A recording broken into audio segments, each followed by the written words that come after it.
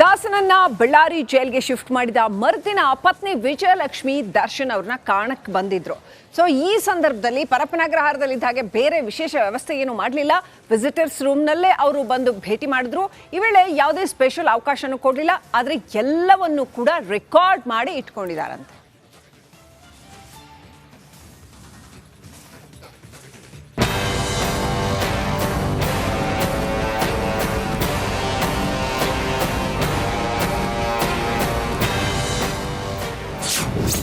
ಬಳ್ಳಾರಿ ಜೈಲಲ್ಲಿ ದಾಸ ವಿಜಯಲಕ್ಷ್ಮಿ ಭೇಟಿ. ಮೀಟಿಂಗ್ ರೆಕಾರ್ಡ್ ಅಧಿಕಾರಿಗಳ ಕೈಯಲ್ಲಿ. ದರ್ಶನ್ ಪರಪ್ಪನ ಅಗ್ರಹಾರದಲ್ಲಿದ್ದಾಗ ಪತ್ನಿ ವಿಜಯಲಕ್ಷ್ಮಿ ಭೇಟಿಗೆ ಬಂದಾಗ ಅದ್ಯಾವ ವ್ಯವಸ್ಥೆ ಮಾಡಿದ್ರೂ ಗೊತ್ತಿಲ್ಲ. ಆದರೆ ಬಳ್ಳಾರಿ ಜೈಲಿಗೆ ದಾಸ ಶಿಫ್ಟ್ ಆದಮೇಲೆ ಪತ್ನಿ ಅಲ್ಲಿಗೂ ಬಂದಿದ್ದು ಕಾಟೇರನನ್ನ ಭೇಟಿಯಾಗಿ ಕಣ್ಣೀರು ಹಾಕಿದ್ದಾರೆ. ಆದರೆ ಈ ವೇಳೆ ಜೈಲಿನ ಮ್ಯಾನ್ಯುಯಲ್ ಏನಿದೆಯೋ ಅದನ್ನೇ ಫಾಲೋ ಮಾಡಲಾಗಿದೆ ಅಂತ ಹೇಳಲಾಗ್ತಾ ಇದೆ. ಅಲ್ಲದೆ ಪತಿ ಪತ್ನಿ ಭೇಟಿ ಕುರಿತು ರೆಕಾರ್ಡ್ಗಳನ್ನ ಮಾಡಿಟ್ಟಿದ್ದಾರೆ ಎನ್ನಲಾಗಿದೆ.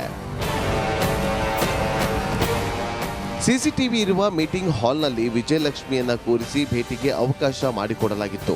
ಪರಪ್ಪನ ಅಗ್ರಹಾರದಂತೆ ಆಗಬಾರದು ಅಂತ ಬಳ್ಳಾರಿ ಜೈಲು ಅಧೀಕ್ಷಕಿ ಲತಾ ಅವರಿಂದ ಮುನ್ನೆಚ್ಚರಿಕೆಯನ್ನ ವಹಿಸಲಾಗಿತ್ತು.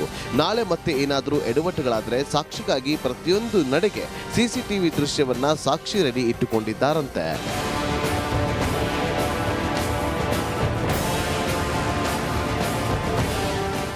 ಮೀಟಿಂಗ್ ಹಾಲ್ನಲ್ಲಿ 30 ನಿಮಿಷ ದರ್ಶನ್ ಸಾಮಾನ್ಯ ಕೈದಿಯಂತೆ ವಿಜಯಲಕ್ಷ್ಮಿಯನ್ನ ಮೀಟ್ ಮಾಡಿದ್ದಾರೆ. ಈ ವೇಳೆ ಪತ್ನಿ ವಿಜಯಲಕ್ಷ್ಮಿ ಸ್ವಲ್ಪ ಭಾವುಕರಾಗಿದ್ರು. ಬಳಿಕ ದರ್ಶನ್ಗೆ ಸಮಾಧಾನ ಮಾಡಿ ದೇವಸ್ಥಾನದಿಂದ ತಂದ ಕುಂಕುಮವನ್ನ ಪತಿಯ ಹಣೆಗೆ ಹಚ್ಚಿದ್ರು. ಅಲ್ಲದೆ ದೇವರ ಆಶೀರ್ವಾದದ ಅಕ್ಷತೆ ಕಾಳನ್ನ ಸೆಲ್ನಲ್ಲಿ ಇಟ್ಟುಕೊಳ್ಳುವಂತೆ ಕೊಟ್ಟಿದ್ದಾರಂತೆ.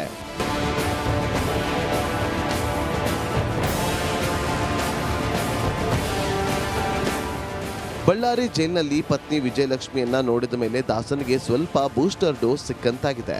ಬಳ್ಳಾರಿ ಜೈಲಿಗೆ ಶಿಫ್ಟ್ ಆಗಿದ್ದ ದಿನ ಏನೂ ತಿನ್ನದ ದಾಸ ಪತ್ನಿಯನ್ನ ನೋಡಿದ ಮೇಲೆ ಎಂದಿನಂತೆ ತಿಂಡಿ ಊಟ ಸೇವಿಸಿದ್ದಾರೆ ಎನ್ನಲಾಗಿದೆ. ಸದ್ಯ ದರ್ಶನ್ ಈಗಿರುವ ಜೈಲಿನಲ್ಲಿ ಏನು ಸಮಸ್ಯೆಗಳು ಆಗಬಾರದು ಅಂತ ಅಧಿಕಾರಿಗಳು ಮುನ್ನೆಚ್ಚರಿಕೆಯನ್ನ ವಹಿಸಿದ್ದಾರೆ. ರೇಣುಕಾ ರತ್ಯ, ರಿಪಬ್ಲಿಕ್ ಕನ್ನಡ, ಬಳ್ಳಾರಿ.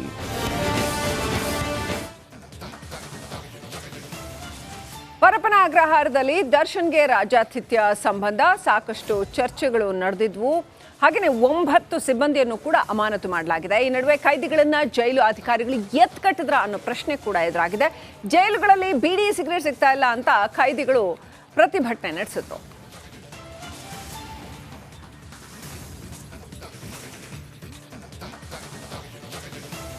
ಸೊ ಈಗ ಇನ್ನಷ್ಟು ಜನ ತನಿಖೆಯಿಂದ ಸಸ್ಪೆಂಡ್ ಆಗೋ ಸಾಧ್ಯತೆ ಇದೆ.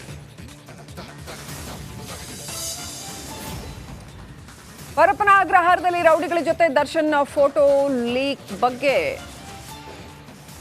ಪರಪ್ಪನ ಅಗ್ರಹಾರ ಠಾಣೆಯಲ್ಲಿ 3 ಪ್ರಕರಣ ದಾಖಲಾಗಿತ್ತು. ಇವತ್ತು ಕೂಡ ತನಿಖೆ ಮುಂದುವರೆದಿದೆ. ಎಸಿಪಿ ಮಂಜುನಾಥ್ ನೇತೃತ್ವದಲ್ಲಿ ತನಿಖೆ ನಡೀತಾ ಇದೆ. ಫೋಟೋ ತೆಗೆದ ವೇಲು ಕೈಗೆ ಮೊಬೈಲ್ ಹೆಂಗ್ ಬಂತು ಅನ್ನೋದ್ರ ಬಗ್ಗೆ ಕೂಡ ತನಿಖೆ ನಡೆಸಲಾಗ್ತಾ ಇದೆ.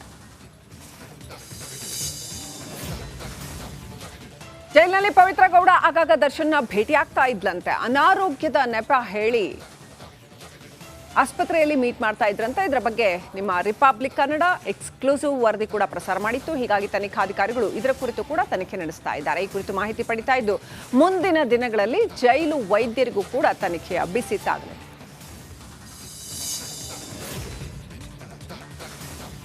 ಇವತ್ತು ಈ ಆರೋಪಿಗಳ ಪೈಕಿ ಇಬ್ಬರ ಭವಿಷ್ಯ ನಿರ್ಧಾರ ಆಗಲಿದೆ. ಜಾಮೀನು ಅರ್ಜಿಯ ಭವಿಷ್ಯ ನಿರ್ಧಾರ ಆಗಲಿದೆ. ಕೇಶವಮೂರ್ತಿ ಹಾಗೂ ವಿನಯ್ ಬೇಲ್ ಅರ್ಜಿ ವಿಚಾರಣೆ ನಡೆದಿದೆ. 57ನೇ ಸಿಸಿಎಚ್ ನ್ಯಾಯಾಲಯದಿಂದ ಆದೇಶ ಪ್ರಕಟವಾಗಲಿದೆ. ಈಗಾಗಲೇ ಅನುಕುಮಾರ್ ಹಾಗೂ ಪವಿತ್ರ ಗೌಡ ಜಾಮೀನು ಅರ್ಜಿ ಕೂಡ ವಜಾಗೊಂಡಿದೆ.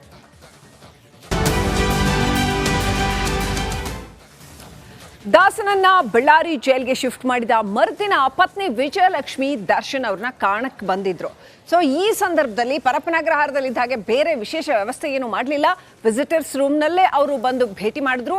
ಈ ವೇಳೆ ಯಾವುದೇ ಸ್ಪೆಷಲ್ ಅವಕಾಶನೂ ಕೊಡಲಿಲ್ಲ. ಆದರೆ ಎಲ್ಲವನ್ನೂ ಕೂಡ ರೆಕಾರ್ಡ್ ಮಾಡಿ ಇಟ್ಕೊಂಡಿದ್ದಾರಂತೆ.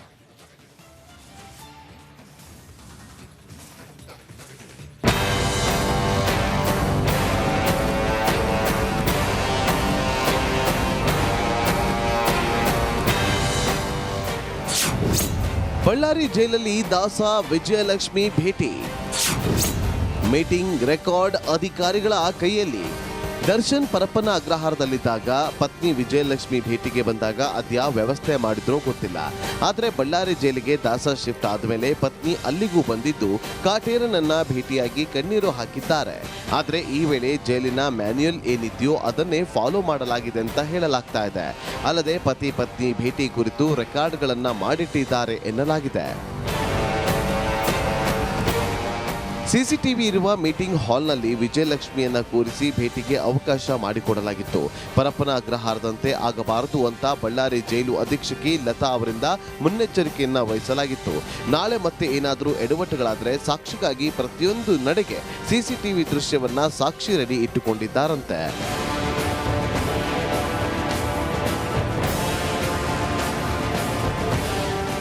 ಮೀಟಿಂಗ್ ಹಾಲ್ನಲ್ಲಿ 30 ನಿಮಿಷ ದರ್ಶನ್ ಸಾಮಾನ್ಯ ಕೈದಿಯಂತೆ ವಿಜಯಲಕ್ಷ್ಮಿಯನ್ನ ಮೀಟ್ ಮಾಡಿದ್ದಾರೆ.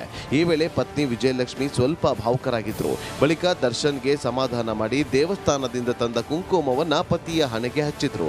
ಅಲ್ಲದೆ ದೇವರ ಆಶೀರ್ವಾದದ ಅಕ್ಷತೆ ಕಾಳನ್ನ ಸೆಲ್ನಲ್ಲಿ ಇಟ್ಟುಕೊಳ್ಳುವಂತೆ ಕೊಟ್ಟಿದ್ದಾರಂತೆ.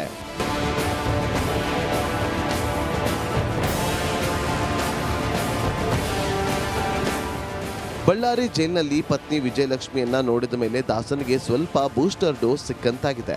ಬಳ್ಳಾರಿ ಜೈಲಿಗೆ ಶಿಫ್ಟ್ ಆಗಿದ್ದ ದಿನ ಏನೂ ತಿನ್ನದ ದಾಸ ಪತ್ನಿಯನ್ನ ನೋಡಿದ ಮೇಲೆ ಎಂದಿನಂತೆ ತಿಂಡಿ ಊಟ ಸೇವಿಸಿದ್ದಾರೆ ಎನ್ನಲಾಗಿದೆ. ಸದ್ಯ ದರ್ಶನ್ ಈಗಿರುವ ಜೈಲಿನಲ್ಲಿ ಏನು ಸಮಸ್ಯೆಗಳು ಆಗಬಾರದು ಅಂತ ಅಧಿಕಾರಿಗಳು ಮುನ್ನೆಚ್ಚರಿಕೆಯನ್ನ ವಹಿಸಿದ್ದಾರೆ. ರೇಣುಕಾರಾಧ್ಯ, ರಿಪಬ್ಲಿಕ್ ಕನ್ನಡ, ಬಳ್ಳಾರಿ.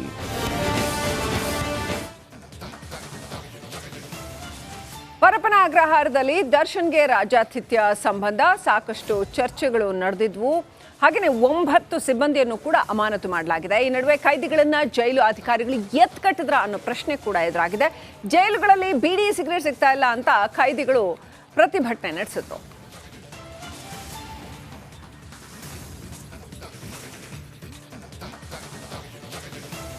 ಸೊ ಈಗ ಇನ್ನಷ್ಟು ಜನ ತನಿಖೆಯಿಂದ ಸಸ್ಪೆಂಡ್ ಆಗೋ ಸಾಧ್ಯತೆ ಇದೆ. ಪರಪ್ಪನ ಅಗ್ರಹಾರದಲ್ಲಿ ರೌಡಿಗಳ ಜೊತೆ ದರ್ಶನ್ ಫೋಟೋ ಲೀಕ್ ಬಗ್ಗೆ ಪರಪ್ಪನ ಅಗ್ರಹಾರ ಠಾಣೆಯಲ್ಲಿ 3 ಪ್ರಕರಣ ದಾಖಲಾಗಿತ್ತು. ಇವತ್ತು ಕೂಡ ತನಿಖೆ ಮುಂದುವರೆದಿದೆ. ಎಸಿಪಿ ಮಂಜುನಾಥ್ ನೇತೃತ್ವದಲ್ಲಿ ತನಿಖೆ ನಡೀತಾ ಇದೆ. ಫೋಟೋ ತೆಗೆದ ವೇಲು ಕೈಗೆ ಮೊಬೈಲ್ ಹೆಂಗ್ ಬಂತು ಅನ್ನೋದ್ರ ಬಗ್ಗೆ ಕೂಡ ತನಿಖೆ ನಡೆಸಲಾಗ್ತಾ ಇದೆ.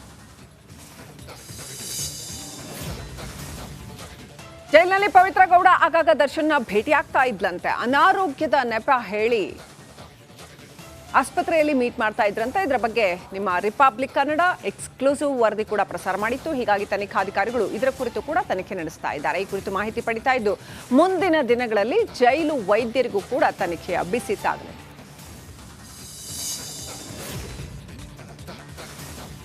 ಇವತ್ತು ಈ ಆರೋಪಿಗಳ ಪೈಕಿ ಇಬ್ಬರ ಭವಿಷ್ಯ ನಿರ್ಧಾರ ಆಗಲಿದೆ. ಜಾಮೀನು ಅರ್ಜಿಯ ಭವಿಷ್ಯ ನಿರ್ಧಾರ ಆಗಲಿದೆ. ಕೇಶವಮೂರ್ತಿ ಹಾಗೂ ವಿನಯ್ ಬೇಲ್ ಅರ್ಜಿ ವಿಚಾರಣೆ ನಡೆದಿದೆ. 57ನೇ ಸಿಸಿಎಚ್ ನ್ಯಾಯಾಲಯದಿಂದ ಆದೇಶ ಪ್ರಕಟವಾಗಲಿದೆ. ಈಗಾಗಲೇ ಅನುಕುಮಾರ್ ಹಾಗೂ ಪವಿತ್ರ ಗೌಡ ಜಾಮೀನು ಅರ್ಜಿ ಕೂಡ ವಜಾಗೊಂಡಿದೆ.